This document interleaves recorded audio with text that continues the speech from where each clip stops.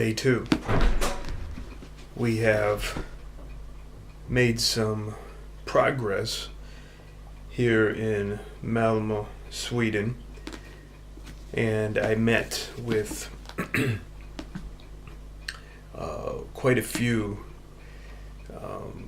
African American expats who moved here back in the 70s, the 60s and 70s,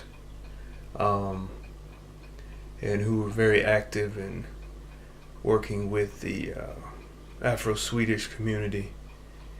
And I learned a lot. I got a lot of perspective about the dynamics between black people in America who moved to Sweden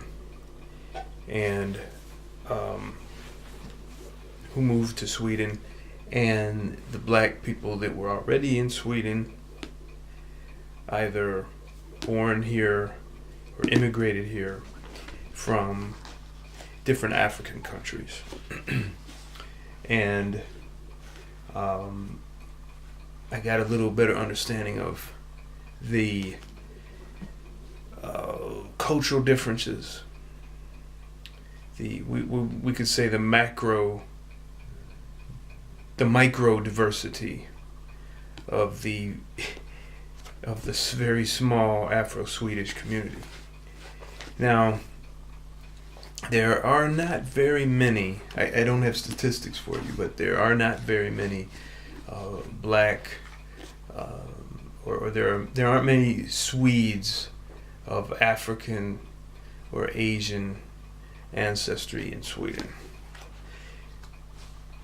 And unfortunately, or fortunately, there is a strength of, or there is a desire and effort to ally forces,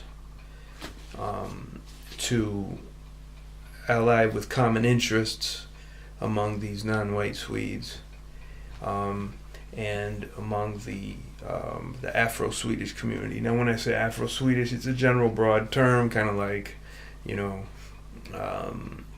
pretty much, if you are consider yourself of African ancestry, direct or through a parent, you're part of this broader definition.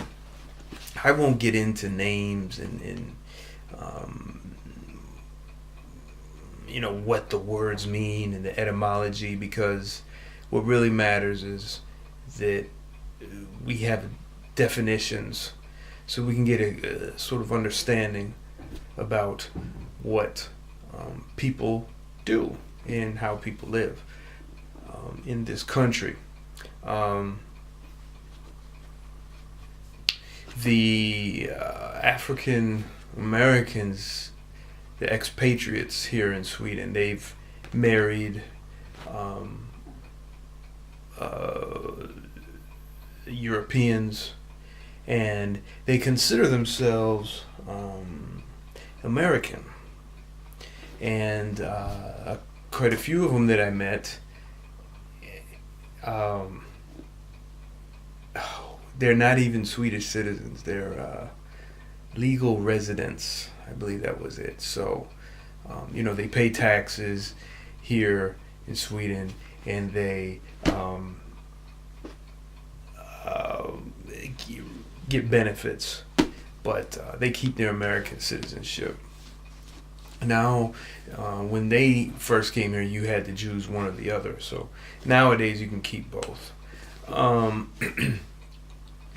If you want to live here, you're gonna have to pay, and what I mean by that is your education, to qualify for whatever job you want to do, will be paid for by the state. However, you need a place to live, and that's where your expenses are. So that's why you have to get work while you're here, and that is very hard to do, to get enough to make a living. Sweden is very particular about investing in Swedes, people born here, and it's a very smart move, because it is a very small country, especially compared to the United States, and they take reinvesting in its people seriously, and I could tell that. I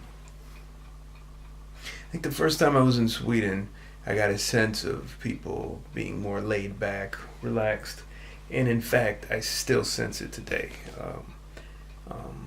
They, the ones who struggle here probably do so because of mental illness or disability, or just had a terrible childhood. There's definitely homelessness, but it's not any more than I notice back home. I don't know how to explain it. Marijuana is really taken off here in the country. It's not as intense as it is in the United States. United States, pretty much marijuana is like a new religion. Here, it's definitely taken on. There's definitely people pushing it, people smoking it. So they certainly are not immune to its effects, and there's a lot of complacency here among the blacks in Sweden. I notice, and they get it harder, and it's easy to do when your healthcare and your education is pretty much covered, but you're still gonna struggle if you don't push yourself. And the society is definitely not pro diversity. That is, oh, you're just Swedish. You live here, you're Swedish. But not really. There's I went to some stores and I looked at the magazines and newspapers. All white folks on the covers. Yet, I'll see like 30% of the people there are Asian, African ancestry. So there's no representation. So definitely nothing that I could tell that's Sami, indigenous. So pretty much when you're here, it is clear that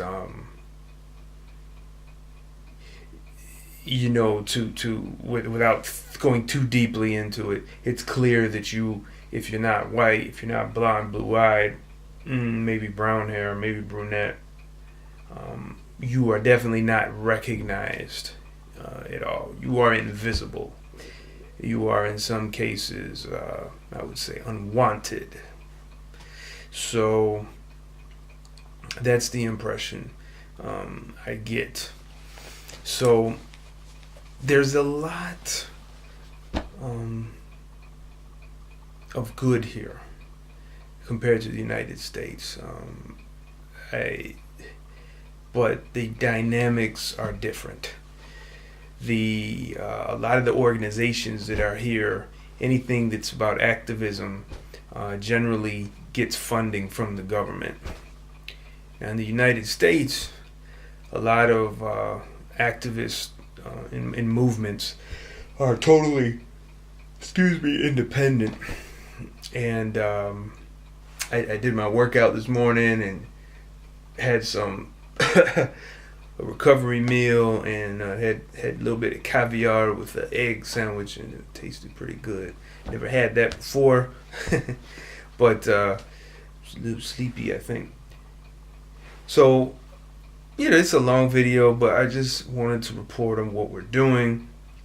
I gave away a graphic novel, and I sold one, and it's looking good. People that know about me are excited to meet me. People who want to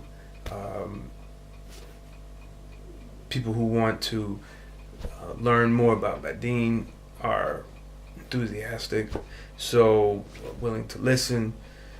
And I've been reading this book here, The Journey of Anders Sparman. This is for a commission I'm working on for the Museum of Ethnography. Had to get a cell phone because this iPhone with Verizon does not work at all. And I knew that, but I thought I could at least get some roaming, but there's not even roaming. And so I did find a cafe this morning where I could use the Wi-Fi without a problem, which was a good move. So I got to catch up a little bit. But I need to put out some posts to really promote my upcoming talk in Stockholm, or appearances for the Museum of Ethnography. I'll try to report in tomorrow, and